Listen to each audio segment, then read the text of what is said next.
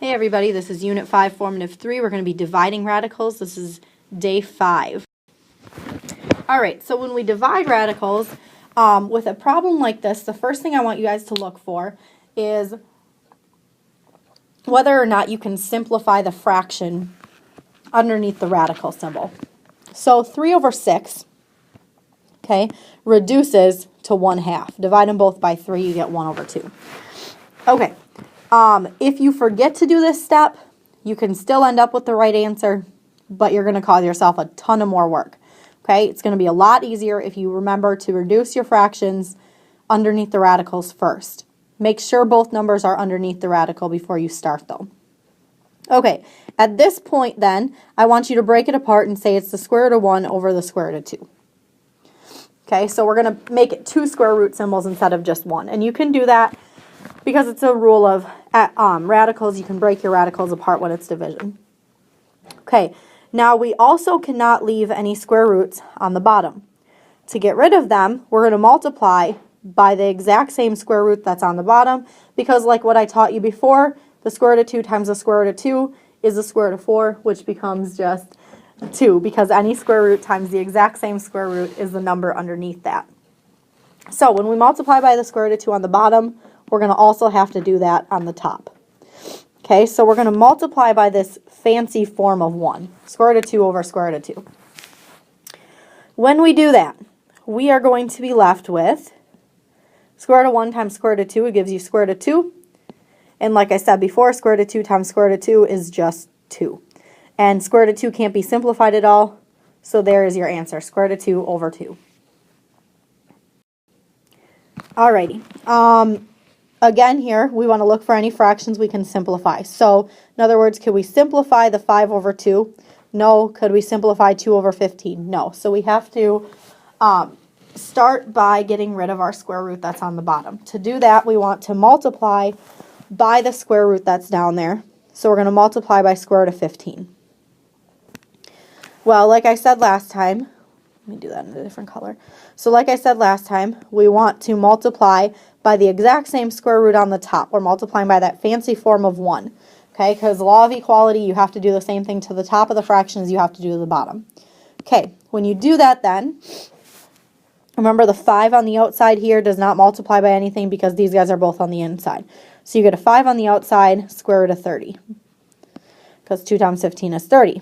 On the bottom then, 2 stays on the outside. And square root of 15 times square root of 15 becomes 15. All right, simplify a little bit further here. We get 5 square root of 30 over 30.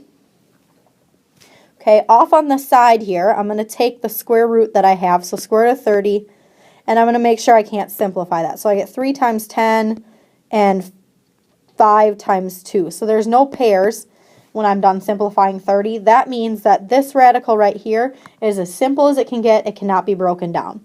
Okay, but what you can do is look at your fraction 5 over 30, this 5 and this 30 here, and you can break that down. So they both divide by 5.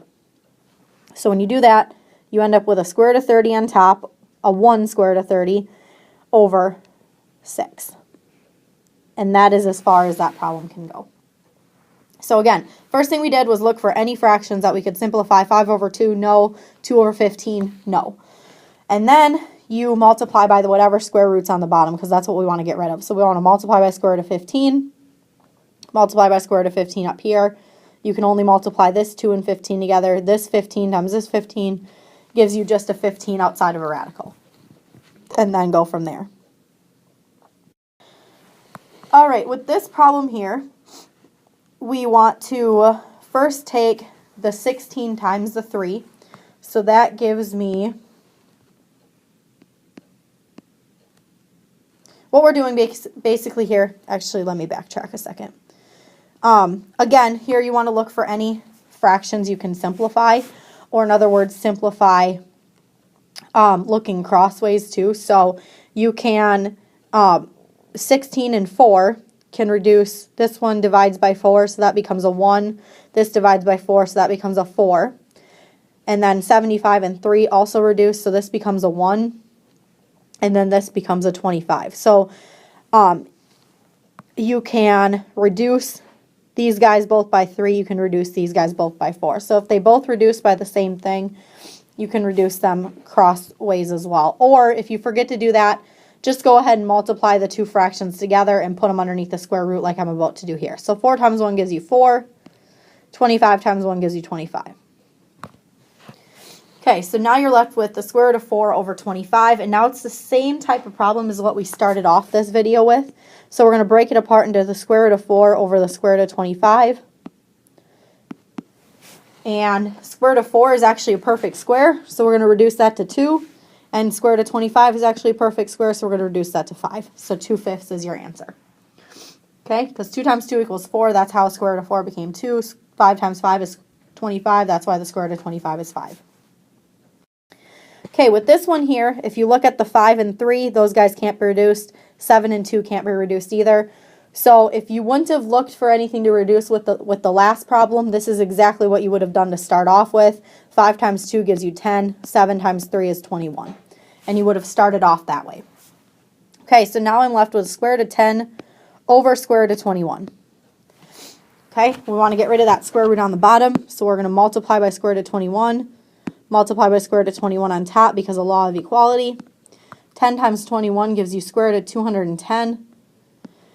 And then square root of 21 times square root of 21 is just 21. Okay, finally we want to look for the square root of 21 and try and break that down if we, or 210 and break that down if we can. So 21 times 10, 21 breaks into 7 and 3, so that's as far as that can go. 10 can break into 5 and 2, so that's as far as that can go. There are no pairs, so the square root of 210 is actually as simple as it can get. So there is your final answer.